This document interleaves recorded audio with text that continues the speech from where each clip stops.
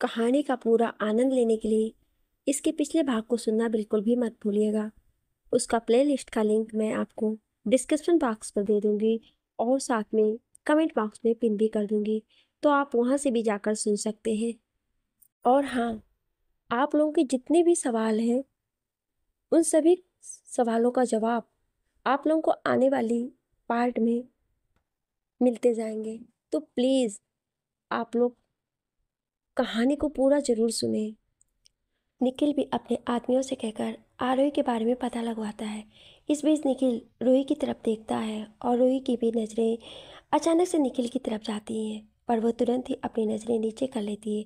पर निखिल के अंदर एक तीस सी उठती है और वो मन ही मन बोलता है, मैंने ऐसी क्या गलती की है कि तुम मुझसे इतना ज़्यादा नाराज़ रहती हो।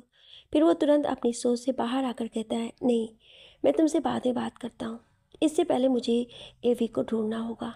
ये सोचकर वो वहाँ से जाने लगता है। तभी उसके कान में एक प्यारी सी आवाज़ पड़ती है, अंकल, अंकल रुको। निखिल के पास आती है और बोलती है, अंकल, आप मेरी फ्रेंड के मम्मा को ढूंढ लो, और वो बहुत अच्छी है, मैंने उन्हें देखा है। वो क्रिस और त्रिस को स्कूल से लेने के लिए आती थी, तो मैं उनसे मिली थी, और वो बहुत ही प्यारी आंटी है। ये सुनकर निखिल प्यार से अपने बच्चे के गालों को सहलाता और बोलता है, अगर आप इतना ही चाहती हो तो आपके अंकल उन्हें ढूंढ देंगे, बस आप बिल्कुल भी टेंशन मत लो। ये कहकर वो प्यार से अपनी बच्ची के गालों को चूम लेता है। ये देखकर बच्ची भी मुस्कुरा देती है और अपनी टिमटिमाती हुई आंखों से निखिल की तरफ देखने लगती है। निखिल को अपनी बच्ची को देखकर बहुत ही ज़्यादा प्यार आ रहा था। उसे अपनी बच्ची के मुंह से अंकल शब्द सुनकर बर्दाश्त नहीं हो पाया। वो ये चाहता था कि उसकी बेटी उसे डैडा कहकर बुलाए, पर शायद अभी ये समय नहीं आया था। उसने डिसाइड कर लिया था कि जैसे ही मामला सुलझेगा, रूही और अपने बीच की सारी गलतफहमी दूर करेगा। रूही और अपनी बेटी को अपने पास रखूंगा। ये कहकर वो उस बच्ची के गालों को टच करके बोला, बेटा आप मम्मा के पास जाओ, मैं अभी आता हूँ। तभी वो बच्ची दौड़ती हुई रूही के पास चली जाती है। निखिल तुरंत ही तेज कदमों के साथ वहां से निकल जाता है। अभी उसे आरोही की बहुत चिंता हो रही थी, क्योंकि वो आरोही को सच में अपनी बहन की तरह मानता था। अपनी बहन को कोई भी भाई तकलीफ में नहीं देख सकता है। वहीं जिया ये सोच रही थी कि आरोही के साथ क्या हो गया। वो मन ही मन बोलती, भगवान प्लीज़ इस बार ऐसा कुछ मत करना। और पहले भी मेरी फ्रेंड ने बहुत कुछ झेला है, कैसे कैसे उसने अपने दोनों बच्चों को पाला है, फिर से वही कंडीशन आ गया जो पिछली बार हुआ था। इस बार तो उसे भी ज़्यादा बुरा हाल है। वो अपने बच्चे को पेट में लिए हुए है, उसके साथ कौन ऐसा कर रहा है, और उसे उसके बच्चे को सही सलामत रखना, ये कहते हुए भगवान से मनाई जा रही थी। और उसके आंखों से आंसू गिरने लगते हैं। ये कहना बिल्कुल भी गलत नहीं होगा कि जिया आरोही से प्यार नहीं करती, बल्कि जिया की जान बसती थी आरोही में। आरोही भी जिया को उतना ही मानती थी। दोनों में सच में एक अच्छा रिश्ता था। वहीं क्रिस का रो रो कर बुरा हाल था, और क्रिस अपने छोटे भाई को संभाल रहा था। हालांकि वो भी बहुत घबराया हुआ था, पर वो फिर भी अपने छोटे भाई को संभाल रहा था, क्योंकि उसकी मम्मा कहती थी कि बेटा तुम बड़े हो तो क्रिस को संभालना होगा। क्रिस आरोही की तरह मासूम और क्यूट था। वैसे ही क्रिस दच की तरह थोड़ा एरोगेंट और किसी के सामने अपना इमोशन नहीं दिखाता। जैसे दच आरोही के सामने ही खुलकर बातें करता था और बाकी किसी के सामने अपने इमोशन जाहिर नहीं करता था। दच तेज कदमों के साथ जाकर कार में बैठ जाता है और तेजी से कार आगे बढ़ाकर अचानक ही उसके मोबाइल में कुछ नोटिफिकेशन आया, जिससे उसकी आंखों में एक चमक सी आ गई। दच अपने ड्राइवर की तरफ देखकर बोला, गाड़ी को पहाड़ी की तरफ ले चलो। ये सुनकर ड्राइवर तुरंत ही कार को आगे बढ़ा दिया। वहीं रोहित भी कार में बैठा हुआ था और दच की तरफ देखकर बोला, बॉस कोई इन्फॉर्मेशन आया है क्या। जिस पर दच बस हाँ में अपनी पलकें झपका दिया और बोलता है कि कार को तेजी से आगे बढ़ाओ। ये सुनकर ड्राइवर बोलता है, सर यहाँ से काफ़ी टाइम लगेगा। तब दच बोलता है, अगर कोई शॉर्टकट रास्ता हो तो वहाँ से ले चलो, क्योंकि वहीं मेरी आरोही है। ये सुनकर ड्राइवर कार को दूसरी तरफ मोड़ते हुए बोलता है, सर यहाँ से जल्दी पहुँच जाएंगे, उधर से हमें 2 घंटे लग जाते हैं, पर इधर से 1 घंटे में ही पहुँच जाएंगे। दस ये सुनकर सोचने लगा कि जल्द से जल्द मुझे वहाँ पहुँचना है। ड्राइवर कार को फुल स्पीड में आगे बढ़ाया जा रहा था, और वहीं रोहित भी ड्राइवर की तरफ कॉन्सेंट्रेट होकर देखे जा रहा था।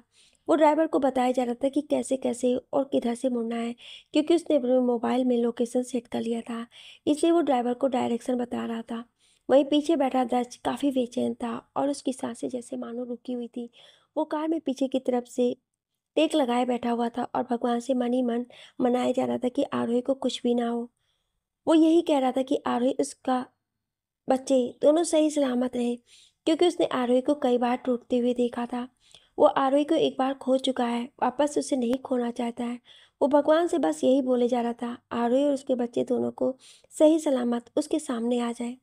ये सोचते हुए वो बहुत ही ज़्यादा घबराया हुआ था। उसके माथे पर पसीना उभर आया था और उसकी सांसें भी बहुत तेज चल रही थी।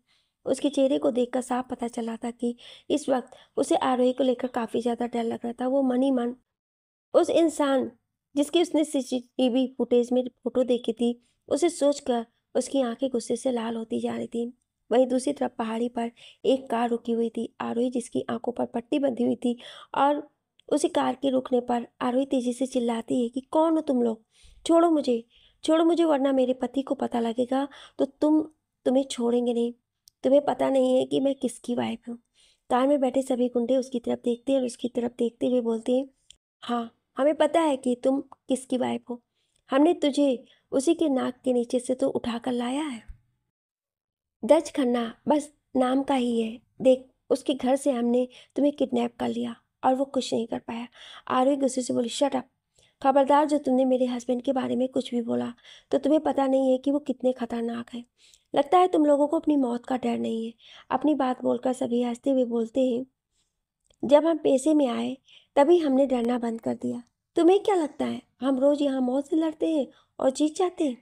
दज खन्ना जैसे कितने आए कितने गए और उसे भी हम मुश्किल रख देंगे। आरोही को बहुत तेज गुस्सा आ रहा था और उसने अपने हाथों की मुट्ठी बना रखी थी। वो चाह कर भी कुछ नहीं कर सकती थी क्योंकि उसके हाथ बंधे हुए थे। वो गुस्से से चिल्लाकर बोली, तुमने जरूर किसी नॉर्मल इंसान से मिले होंगे, मेरे पति जैसे इंसान से नहीं मिले होंगे। अभी तक तुमको डर का एहसास हुआ ही नहीं है। ये सुनकर सभी लोग हंसने लगे और बोले, लगता है तुम्हें भी डर का एहसास दिलाना होगा। अगर तुम कुछ बोली तो तेरे कोख में पल रहे बच्चे को मारने में 1 सेकंड भी नहीं लगाऊंगा। ये सुनकर आरोही डर गई क्योंकि उसे अपने बच्चे को लेकर बहुत चिंता हो रही थी। वो तुरंत ही बोली, खबरदार, जो तुमने मेरे बच्चे के साथ कुछ भी किया। तो वो हंसते हुए बोले, लगता है तू डरती नहीं है, रुक जा 1 सेकंड। ये कहकर एक गुंडा उसकी आंखों पर से पट्टी हटाता है। आरोही आंखों को मलते हुए चारों तरफ देखने लगती है। पहले तो उसे अंधेरा सा लगता है, पर वापस से उसे सब कुछ क्लियर सा दिखने लगता है। सामने बहुत सारे खतरनाक गुंडे थे और गुंडों को देखकर एक पल के लिए आरोही डर गई। फिर हिम्मत करके अपने चेहरे पर से डर के भाव को छुपाते हुए बोली, मैंने तुमसे कहा ना, मुझे जाने दो। तुम लोगों को जिसने भी पैसे दिए हैं मैं उससे ज़्यादा तुम्हें पैसे दूंगी, पर प्लीज़ मुझे जाने दो। वो गुंडा हंसते हुए तुरंत बोला, तू बहुत बोलती है ना, जाने तेरा पति तुझे कैसे झेलता होगा। कब से बोली जा रही है, हमारा सर कितना दुख रहा है, अब और तेरी बकवास हम नहीं सुन सकते। ये कहकर वो गुंडा अपने बैक साइड से गन को निकालता है और आरोही के पेट पर रख देता है। ये देख आरोही बुरी तरह से डर गई। आरोही कुछ सोचते हुए बोली, सोचना भी मत, अगर मेरे बच्चे को कुछ भी हुआ तो तुम लोग सोच भी नहीं सकते तुम्हारा क्या हासिल होगा, क्योंकि मेरे बच्चे में मेरे पति की जान बसती है। और अगर उसे कुछ भी हुआ और एक खरोच भी आ गई ना, तो तुम लोगों की सांस उखड़ जाएगी। तुम लोग मौत के लिए तड़पोगे पर तुम्हें मौत नसीब नहीं होगा। ये सुनकर वो गुंडा अपने सिर को हिलाते हुए बोला, ये लड़की पागल करके रखी है, ये बहुत बोलती है। ये मेरा तो मन कर रहा है कि इसका अभी काम तमाम कर दूं। ये कहकर जैसे ही बंदूक उसके सर पर रखता है, तभी दूसरा गुंडा बोलता है, नहीं, तू ऐसा कुछ भी नहीं कर सकता है। तुझे पता है ना, बॉस ने इसे मारने का ऑर्डर नहीं दिया है और बॉस कभी भी नहीं चाहते कि लड़की को जरा सा भी खरोच पहुंचे, इसलिए तू ऐसी गलती भूल कर भी मत करना। आरोही सारी बातें सुन रही थी और सोचने लगती है कि मतलब इन लोगों को किसी ने पैसे दिए हैं और कोई है जो कि उसे पाना चाहता है। वो सोचने लगी कि आखिर ऐसा कौन हो सकता है। वो उन लोगों की तरफ देखते हुए बोली, तुम लोग बताओ, मुझे किडनैप करने के लिए कहा है। मुझे सच सच बता दोगे तो मैं तुम लोगों को जाने दूंगी, और मुझे अगर सही सलामत मेरे घर छोड़ दोगे तो मेरे पति भी तुम लोगों को कुछ नहीं करेंगे। तभी एक गुंडा एक आदमी से कपड़ा लेता है और आरोही के मुंह पर बांध देता है। वो बोलता है, इसकी बक बक सुन सुन के हमारे कान पक गए। ना जाने बॉस को क्या दिखा इस लड़की में जो इसे किडनैप करा दिया। ये तो पूरी बक बक की मशीन है। वहीं दूसरा गुंडा बोला, सच में जब से आई है तब से हमारा सर खाए जा रही है, अभी तक बॉस आए कि नहीं है। ये कहते हुए वो सामने की तरफ देखने लगी। आरोही कुछ बोलना चाहती थी पर बोल नहीं पा रही थी। वो बहुत कोशिश कर रही थी पर बोल नहीं पा रही थी। उसे इस वक्त बहुत ज़्यादा गुस्सा आ रहा था। वो अंदर ही अंदर कुढ़े जा रही थी और लोगों को कोसे जा रही थी। अभी आरोही ये सब सोच रही थी और दिमाग जोर लगाई जा रही थी, आखिर कौन है जो उसे किडनैप करना चाह रहा था। उसे समझ नहीं आ रहा था कि आखिर ये हो कौन सकता है, और वो काफ़ी देर तक किसी सोच में रहती है। वहीं गुंडे बाहर निकल कर खड़े होकर सिगरेट की कस लेने लगते हैं। उनके चेहरे पर एक अलग ही सेटिस्फिकेशन था। वो बाहर खड़े होकर बस अपने बॉस का इंतजार कर रहे थे। तभी वहाँ पर दो गाड़ियाँ आती हैं और उन गाड़ियों को देखकर समझ जाते हैं कि बॉस आ गए। तभी कार में से एक लड़का बाहर निकलता है और जिसने अपने मुंह पर मास्क लगा रखा था, अपनी चील जैसी आंखों से चारों तरफ घूर घूर कर देख रहा था। वो तेज कदमों से चलते हुए उन गुंडों के पास आता है और गुंडे उसे देख कर कहते हैं, बॉस देखो, आपने जिसे कहा था हमने उसे किडनैप कर लिया। ये कहते हुए एक वैन की तरफ इशारा करने लगते हैं जिसमें आरोही को किडनैप करके रखा गया था। आरोही जो कि अभी भी सोची जा रही थी कि क्या है और कैसे है, तभी वो लड़का चलते हुए आरोही की वैन के पास आता है और आरोही की तरफ देखने लगता है। आरोही की नज़र जैसे उस पर पड़ती है, वो सोच में पड़ जाती है कि ये कौन है। तभी वो इंसान अपना मास्क हटाता है जिसे देखकर आरोही हैरान हो जाती है और अपनी आंखें बड़ी किए हुए देखने लगती है। आरोही से देखकर बोलती है, तुम करण? जी हाँ, सामने खड़ा कोई लड़का कोई और नहीं, करण था। करण आरोही को मुझे अपना नाम सुनकर तिरछी स्माइल देते हुए हंसता है। तब करण बोला, हाँ आरोही बेबी, देखो ना, मैं तुम्हारे लिए कितना बेचैन था। जब से मैं तुमसे दूर हुआ तो मुझे एहसास हुआ कि मैं तुमसे शिद्दत वाली मोहब्बत करता था। पर अफसोस क्या करूं, तब तक बहुत देर हो गई थी। तुम उस दर्ज की हो गई थी, पर मैं भला कैसे ऐसे होने दे सकता था। तुम मेरी थी और मेरी ही रहोगी। वो आरोही की तरफ हाथ बढ़ाते हुए उसके गालों पर अपनी उंगलियां फिराने लगता है। ये देखकर आरोही को बहुत तेज गुस्सा आता है। वो झट से उसके हाथ को झटकती हुई बोली, डोंट टच मी। ये सुनकर करण तिरछी मुस्कुराते हुए आरोही की तरफ बढ़ते हुए बोला, ओ बेबी, तुम तो अभी भी नाराज हो, पर मुझे पता है तुम आज भी कहीं ना कहीं मुझे ही पसंद करती हो ना। आखिर मैं तुम्हारी पहली मोहब्बत हूँ। चाहे भले कोई दूसरी शादी कर ले, दूसरे पति से, चाहे कितना कुछ भी हो जाए, पर जो पहली मोहब्बत होती है वो कभी भी ख़त्म नहीं होती है। मुझे पता है तुम्हारे दिल में जो प्यार है वो अभी तक ख़त्म नहीं हुआ होगा, और जो थोड़ा बहुत ख़त्म भी हुआ है तो उसमें मैं वापस से जगा दूंगा, डोंट वरी। ये सुनकर आरोही को बहुत ही गुस्सा आता है और वो बोलती, तुम पागल हो गए हो। मैंने कहा ना छोड़ो मुझे, वरना मेरे पति यहाँ आ जाएंगे तो तुम्हें छोड़ेंगे नहीं। ये सुनकर करण तो तेज तेज हंसने लगता है और बोलता है, अच्छा वो आएगा दर्ज करना जिसने इतने सालों तक तुम्हें नहीं ढूंढ पाया। वो अब तुम्हें क्या ढूंढेगा। जब तक वो यहाँ पहुँचेगा तब तक मैं तुम्हें लेकर इस देश से बहुत दूर चला जाऊँगा। वो चाह कर भी तुम्हें ढूंढ नहीं पाएगा। ये सुनकर आरोही को बहुत तेज गुस्सा आता है। वो गुस्से से बोली, तुम ऐसा कुछ भी नहीं करोगे। तुम्हें पता है ना, तुम्हें मुझे बिल्कुल भी इंटरेस्ट नहीं है। मैं अपने पति से बहुत प्यार करती हूँ। मेरे दो प्यारे प्यारे बच्चे भी हैं और मेरा बच्चा भी होने वाला है। इसलिए तुम अपनी बेवकूफ़ियाँ बंद करो और मुझे जाने दो। करण आरोही की बात सुनकर के पेट की तरफ देखता है। उसके फूले हुए पेट को देखकर उसे बहुत तेज गुस्सा आता है और गुस्से से दांत पीसते हुए बोला, ये बच्चा उस दच का है ना। डोंट वरी बेबी, इसे मैं रास्ते से हटा दूंगा, क्योंकि मैं नहीं चाहता कि मेरे और तुम्हारे बीच तीसरा आए। ये बच्चा भी है, वो भी उस दर्ज का, क्योंकि ये जब तक ये रहेगा तुम उसके लिए तरसती रहोगी और उसका इंतज़ार करती रहोगी, और जब ये ख़त्म हो जाएगा तो तुम पूरी तरह से मेरी हो जाओगी। आरोही हैरानी से करण की तरफ देखती है और उसका मुंह खुला का खुला रह गया। वो तुरंत ही बोलती है, करण तुम्हारी हिम्मत भी कैसी हुई इस बच्चे के बारे में कुछ भी बोलने की। तभी करण बोला, वैसे भी ये गंदा खून है। जैसे ही आरोही ये सुनती है वो गुस्से से आग बबूला हो जाती है और बोलती, खबरदार, जो तुमने मेरे बच्चे को गंदा खून कहा, ये मेरे पति की निशानी है और मैं अपने पति से बेइंतहा मोहब्बत करती थी, करती हूँ और करती रहूँगी। फिर तुम जैसे जल्लाद को कभी भी मोहब्बत नहीं कर सकती।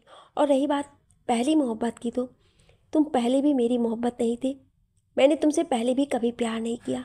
मेरी फैमिली ने तुमसे मेरी शादी फिक्स की थी, इसलिए मैं तुम्हारी रिस्पेक्ट करती थी। पर जिस दिन तुमने मुझे धोखा दिया और सौतेली बहन से जा मिले तो प्यार उसी दिन ख़त्म हो गया। करण को ये देखकर बहुत तेज गुस्सा आता है और वो गुस्से से आरोही के बालों को पीछे से कस कर पकड़ता है और बोलता है, क्या कहा तुमने? तुम मुझे नफरत करती हो? तुम मुझसे कभी भी प्यार नहीं करती थी? आरोही उसकी तरफ घूर कर देखती हुई बोली, हाँ, मैं तुमसे बहुत ज़्यादा नफरत करती हूँ। करण को ये सब सुनकर बहुत ज़्यादा गुस्सा आ रहा था और आरोही थी कि बोले जा रही थी। कि तुम्हारे अंदर क्या है, तो तुमने कभी देखा है? मेरे पति को तुमसे कहीं ज़्यादा हैंडसम और खूबसूरत है। उनमें कोई भी ऐसी चीज़ नहीं है जो नहीं होनी चाहिए। वो मेरी इतनी केयर करते हैं कि तुम कभी भी नहीं कर सकती। तुम तो एक नंबर के प्ले बॉय। तुम्हें तो हर रोज़ एक नई लड़कियां चाहिए। ये सुनकर करण को बहुत तेज गुस्सा आता है और वो अपने गुस्से से आरोही के गालों पर एक थप्पड़ खींचकर मारता है।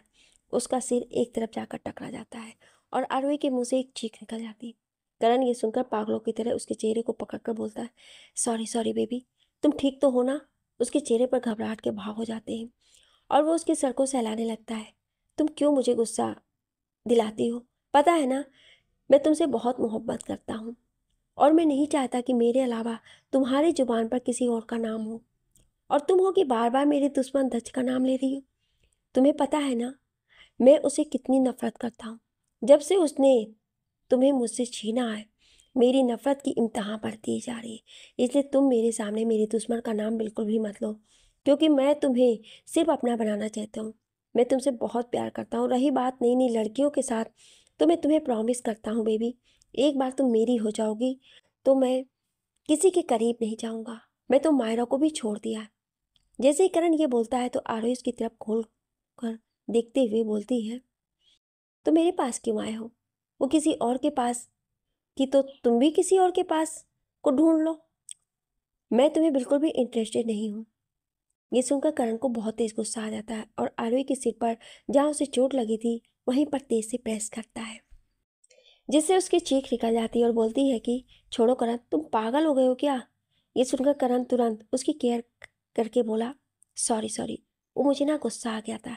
एक्चुअली मैंने तुमसे कहा ना बेबी, मुझे गुस्सा मत दिलाया करो, वरना मैं तुम्हें ऐसे ही चोट दे दूंगा। तुम मेरे साथ ऐसा कभी मत करना। आरोही करण की सारी हरकतों से परेशान हो गई। उसे समझ नहीं आ रहा था कि क्या हो गया है, पर वो कहीं ना कहीं समझ जाती कि करण पूरी तरह से पागल हो चुका है। वो आरोही के गालों को छूते हुए बोला, बेबी प्लीज। ये कहकर वो आगे बढ़कर आरोही के माथे पर चूमने लगा। आरोही को बहुत ज्यादा गुस्सा आ रहा था। वो उसे धक्का देती है पर करण उससे दूर नहीं होता है। वो तेज से आरोही की कमर को पकड़ लेता है। आरोही को बहुत तेज गुस्सा आ रहा था और करण के अचानक से कमर पकड़ने से उसके पेट में दर्द सा उठने लगता है और उसकी चीख निकल जाती है। वो तुरंत बोलती है, छोड़ो मुझे करण, मेरे पेट में बहुत तेज दर्द हो रहा है।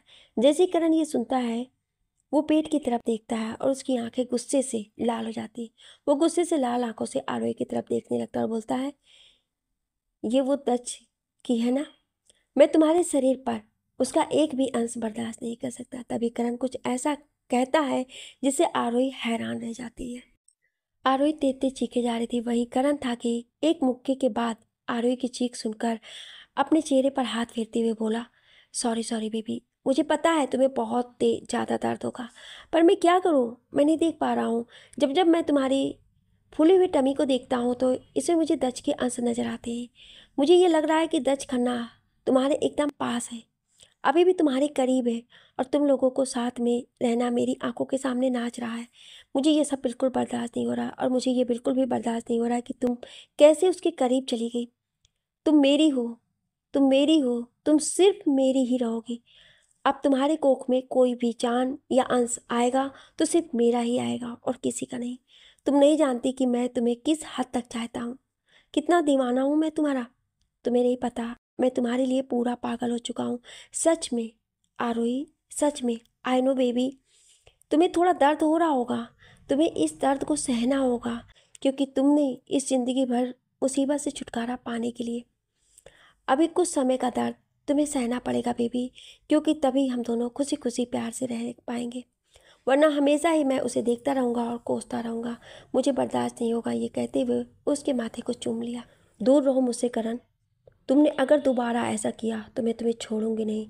ये कहते हुए एक बार फिर से चीखने लगी। उसका दर्द बढ़ता जा रहा था। ये देखकर करण को बहुत तेज गुस्सा आया और उसकी आंखें लाल हो गई। उसने अपने हाथों की मुट्ठी बना ली। वो गुस्से से दांत पीसती हुई बोला, आरोही बेबी, तुम मुझे इस तरह से खुद से दूर नहीं कर सकती। मैं तुम्हारे पास ही रहूँगा और तुम्हें कभी खुद से दूर नहीं जाने दूंगा। ये कहते वो आगे बढ़ा और फिर से पेट पर तेज से मारा, जिससे आरोही की एक दर्दनाक चीख फिर से निकल गई। वो चिल्लाती बोली, नहीं नहीं करण, प्लीज़ ऐसा मत करो। वो कराहते हुए फिर से तेज तेज चीखने लगी और उसकी आंखों से आंसू गिरने लगे। वहीं करण पागलों की तरह हंस रहा था और हंसते हुए बोला, बेबी मुझे पता है तुम्हें बहुत ज़्यादा दर्द हो रहा है, पर मैं क्या करूं? मैं नहीं बर्दाश्त कर सकता, पर क्या करूं? मुझे इस मुसीबत से छुटकारा पाना ही होगा। ये कहते वो पागलों की तरह लगातार हंसे जा रहा था और बोला, बहुत जल्द तुम्हें इस मुसीबत से छुटकारा मिल जाएगा। ये बच्चा मर जाएगा और हम दोनों साथ में खुशी खुशी रहेंगे। वहीं आरोही की आंखों से लगातार आंसू गिर रहे थे। वो रिक्वेस्ट करते हुए करण से बोली, प्लीज़ करण ऐसा मत करो। ये कहते हुए लड़खड़ा कर कार से बाहर निकलने लगी। उसे अपने पेट में हद से ज़्यादा दर्द हो रहा था। तभी करण आगे बढ़ा, पर आरोही अपनी पूरी ताकत लगाकर उसे एक झटके से दूर कर बाहर आई। वो लड़खड़ाते हुए आगे बढ़ रही थी, पर तेज दर्द होने के कारण उससे चला भी नहीं जा रहा था, क्योंकि उसके पेट में बहुत तेज दर्द हो रहा था। वो इस वक्त दच को याद कर रही थी कि कहाँ हैं आप, और यही बोल रही थी, दच आप कहाँ हैं? आप जल्दी से आ जाइए, वरना हमारे बच्चे को कुछ हो जाएगा। करण ने जब देखा कि आरोही उससे दूर जा रही है तो वो आगे बढ़ा। तभी अचानक उसे वहाँ पड़ा एक रॉड दिखा।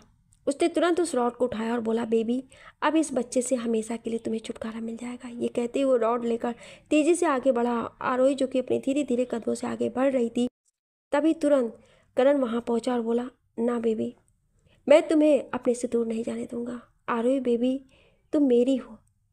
आरोही करण की आंखों में देखी और उसकी आंखों को देखकर उसे एक डर सा लगने लगा। जैसे ही करण मारने वाला था, आरोही करण से बोली, तुम मुझसे नहीं, तुम मायरा से प्यार करते हो, तुम उसके पति हो, दूर रहो मुझसे।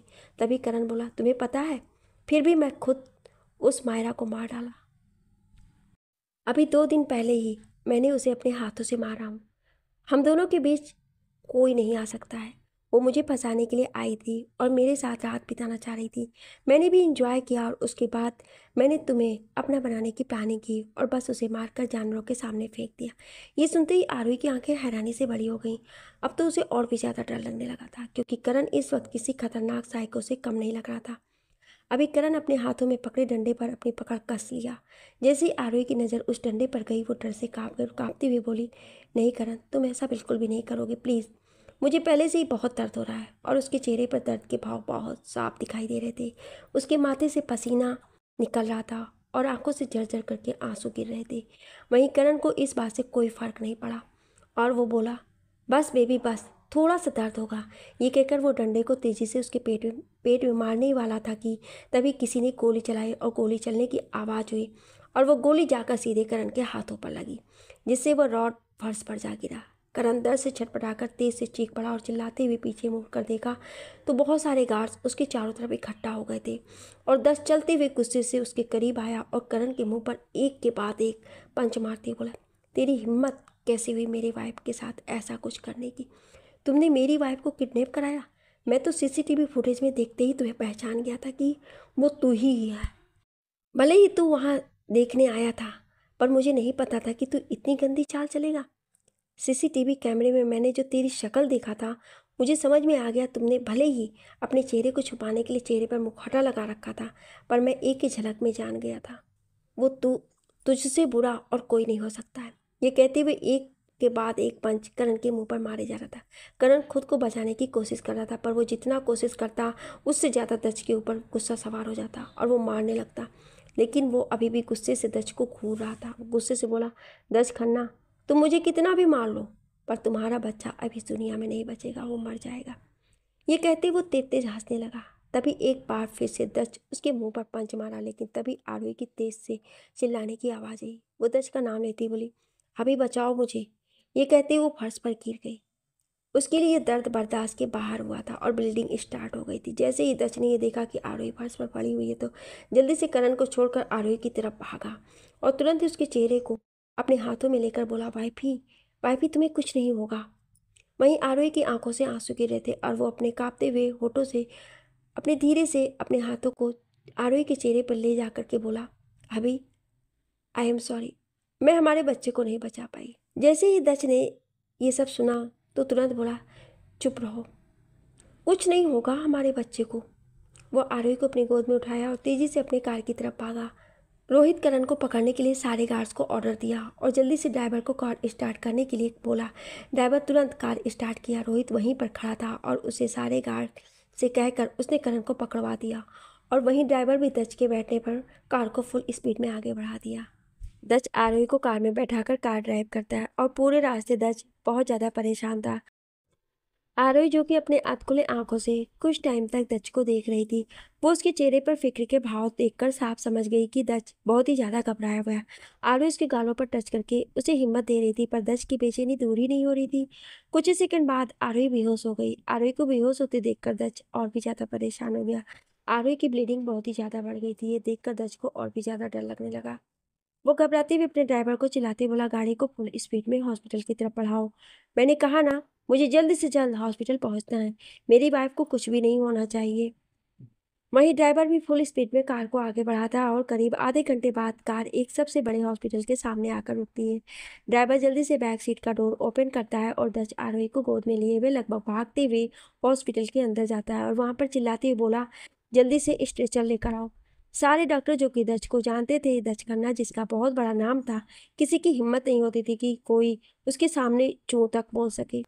जैसे ही हॉस्पिटल के डॉक्टर ये देखते हैं कि दच खन्ना मेंशन से आए हैं, तो जल्दी से दच के पास आ जाते हैं और स्ट्रेचर लेकर वार्ड बॉय आता है और दच आरोही को उस पर लिटा देता है। आरोही जो कि बेहोश हो गई थी, तो दच डॉक्टर की तरफ देखते हुए बोला, जल्दी से चेक करो, मेरी वाइफ को कुछ भी नहीं होना चाहिए। ये कहकर गुस्से से घूर कर डॉक्टर की तरफ देखा। डॉक्टर भी घबरा जाता है और अपने पैंट के पॉकेट से रुमाल निकालकर माथे पर आ रहे पसीने को पोंछते हुए बोला, ओके मिस्टर खन्ना, आप चिंता मत कीजिए, आपकी वाइफ को कुछ भी नहीं होगा। हम पूरी कोशिश करेंगे कि हम आपकी वाइफ को जल्द से जल्द ठीक कर दें। तभी दच बोला, मेरी वाइफ और मेरी बेबी दोनों को कुछ नहीं होना चाहिए। तभी डॉक्टर बोला, आप बेफिक्र रहें, मैं हम लोग पूरी कोशिश करेंगे कि आपकी वाइफ और बेबी को कुछ भी ना हो। अपनी बात बोलकर डॉक्टर जल्दी से आईसीयू के अंदर जाता है और उसके साथ ही साथ कुछ नर्स भी अंदर चली जाती है। और वो डॉक्टर बहुत ही बड़ा, बहुत ही स्पेशल डॉक्टर था, क्योंकि दच ने स्पेशली उसे कॉल करके यहाँ बुलाया था। उसे अपनी वाइफ की बहुत ही ज़्यादा फिक्र थी। आईसीयू का वार्ड बंद होता है और वहाँ पर रेड लाइट चलने लगती है। दच की नज़रें रेड लाइट की तरफ जाती है और वो घूर घूर कर उस आईसीयू की डोर की तरफ देखता रहता है। उसके चेहरे पर अभी भी परेशानी के भाव थे। वो वहीं बाहर खड़ा कॉरिडोर में इधर उधर घूमता रहता है। उसके अंदर ही बेचैनी कम ही नहीं हो रही थी। उसे बहुत ही ज़्यादा डर लग रहा था। उसकी आंखों के सामने बार बार आरोही का वही दर्द से भरा चेहरा आ रहा था और उसका खून से लथपथ शरीर याद करके बहुत ही ज़्यादा बेचैन हो रहा था। उसकी घबराहट कम हो ही नहीं रही थी। वो मन ही मन खुद को कोस रहा था कि दच काश सही टाइम पर पहुंच गया होता, तो आज उसकी वाइफ के साथ ये सब नहीं होता। उसे खुद पर ही गुस्सा आ रहा था, हमेशा यही क्यों होता है। वो गुस्से से वहीं हॉस्पिटल के एक साइड जाता है और अपनी दीवार पर लगातार अपने हाथों को पंच में मारने लगता है। उसके हाथों में गहरी चोट लग जाती है और उनसे ब्लड निकलने लगता है, पर दच को इस बात से कोई फर्क नहीं पड़ रहा था। उसे तो खुद पर ही बहुत ज़्यादा गुस्सा आ रहा था। वो खुद को टॉर्चर कर रहा था। उसे लग रहा था कि हर बार से यही हो जाता है, हमेशा वो अपनी वाइफ को सही टाइम पर नहीं बचा पाता है। वो खुद को आज हेल्पलेस महसूस कर रहा था। सबसे ज़्यादा उसे तो खुद पर नफरत सी होने लगी थी। वो आरोही का हस्बैंड बनने के लायक ही नहीं है। इससे बेटर तो वो उसकी लाइफ में नहीं होता तो ज़्यादा खुशी रहती, क्योंकि पहले भी वो देख चुका था कि उसके कारण आरोही कितनी दर्द झेली थी, और आज भी। पर आज दच की बिल्कुल भी गलती नहीं थी। हाँ, पिछली बार ये था कि उसने रोनिका पर कुछ ज़्यादा ही विश्वास कर लिया था और उनका की बातें के बहकावे में आ गया था। इस कारण वो आरोही से दूर होता चला गया था। पर इस बार तो दच ने कोई कसर नहीं छोड़ा था अपनी वाइफ को हर तरह से खुश रखने की। पर उसे क्या पता था कि अचानक से कोई पुराना दुश्मन यहाँ आ जाएगा। वो ये सोचा था कि अगर करण मिल गया है तो आखिर मायरा कहाँ है। उसे बस यही डर लगा हुआ था कि कहीं मायरा आकर फिर से आरोही को कुछ नुकसान ना पहुंचा दे। उसे ये नहीं पता था कि करण ने तो पहले से ही मायरा को रास्ते से हटा दिया था। अब बस यही सोच रही थी कि मुझे जल्द से जल्द मायरा के बारे में भी पता करना होगा। उसी समय भागते हुए रोहित भी आता है और रोहित जाकर दच के सामने खड़ा जाता है। दच उसकी तरफ देखकर बोला, जल्द से जल्द पता करो कि आखिर ये करण की वाइफ मायरा कहाँ है और करण का क्या हाल किया है। तो तभी रोहित बोला, बॉस, हमने उसे बेसमेंट में बंद कर रखा है। दक्ष तुरंत गुस्से से बोला, उसे इतना ज्यादा टॉर्चर करो कि मौत के लिए भीख मांगे, पर उसे मौत नसीब ना हो। उसकी आखिर हिम्मत कैसी हुई मेरी वाइफ के साथ ये सब करने की। उसने उसे तकलीफ दिया है, जो कि मेरे लिए सबसे ज़्यादा अजीज़ है, और मैं अपने अजीज़ लोगों को कोई तकलीफ देता है, ये मुझे बिल्कुल भी बर्दाश्त नहीं है। तो तुम जल्द से जल्द अपने आदमी से कह दो कि करण की अच्छी खासी मरम्मत करो, उन्हें अच्छा से उसे अच्छा सबक सिखाएं। रोहित दच के ऑर्डर को सुनकर तुरंत हाँ में सिर हिला देता है। रोहित अपने बॉस की तरफ देख रहा था। वो अपने बॉस को अच्छी तरह से जानता था। दच गुस्से से तिलमिलाया हुआ था। उसकी आंखों में जैसे ज्वालामुखी सी जल रही थी।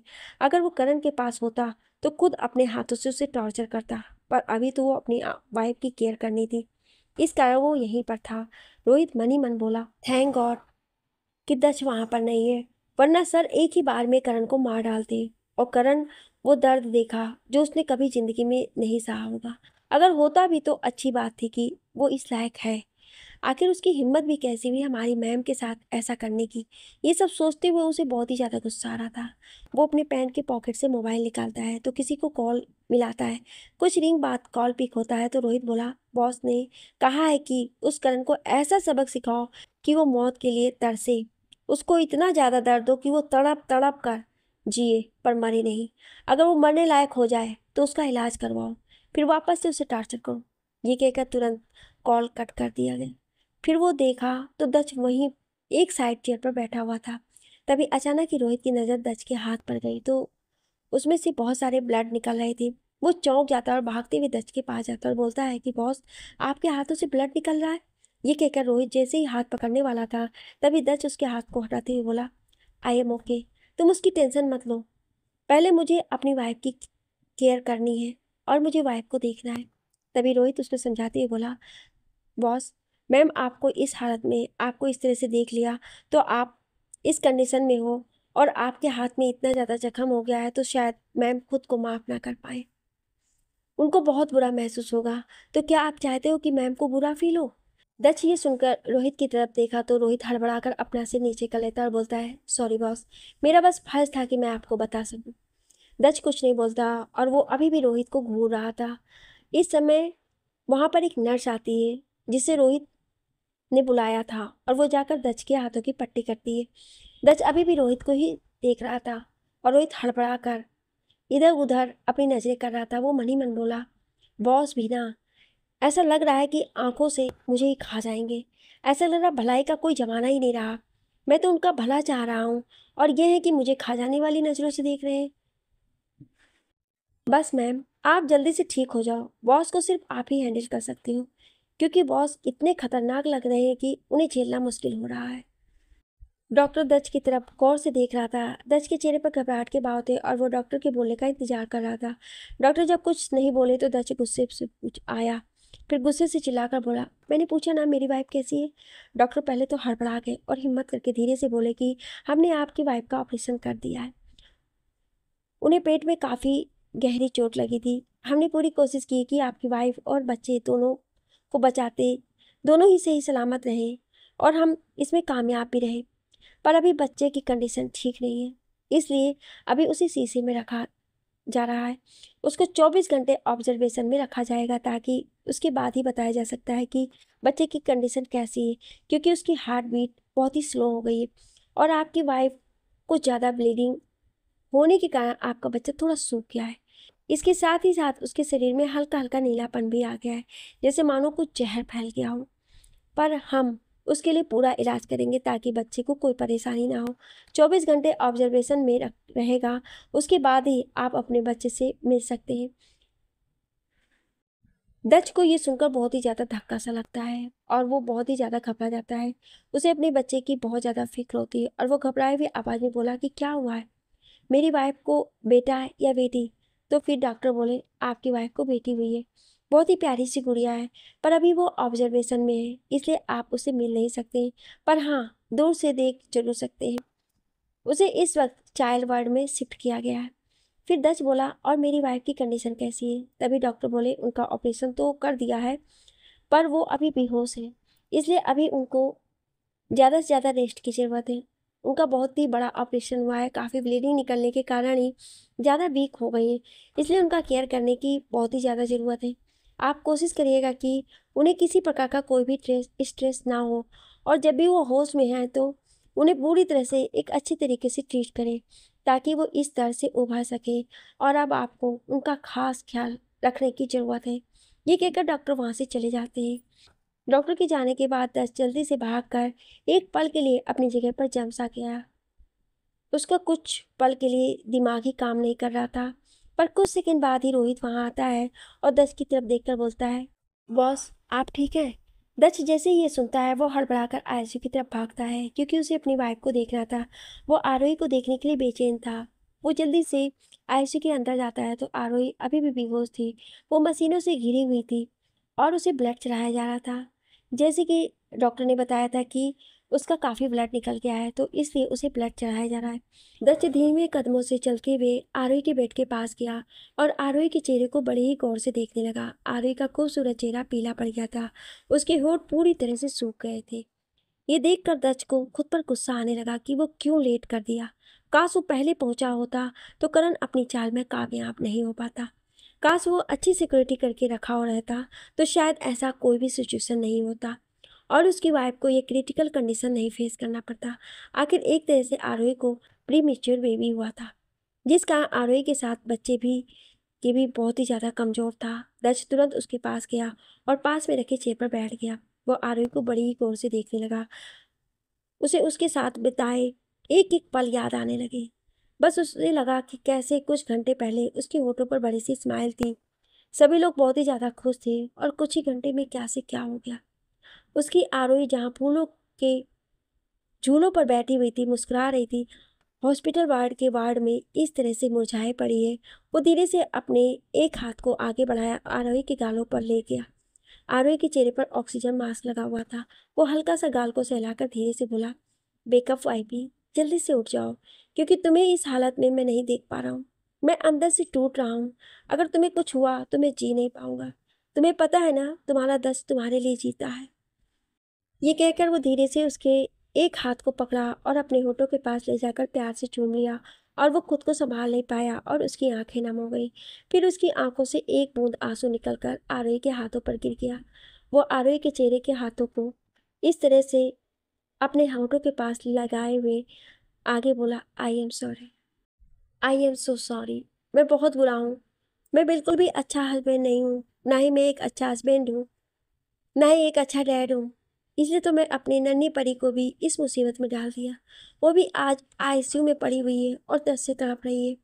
मैं तुम दोनों को ही दर्द में पहुंचाया।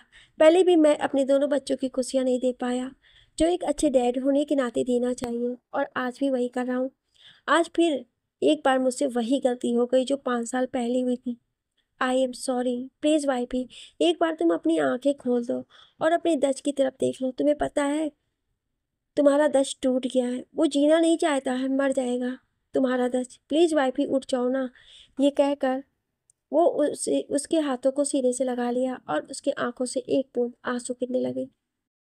आज पहली बार था दस्त आरोही के लिए बेसब्र हो गया था और उसकी आंखों से आंसू गिर गए थे।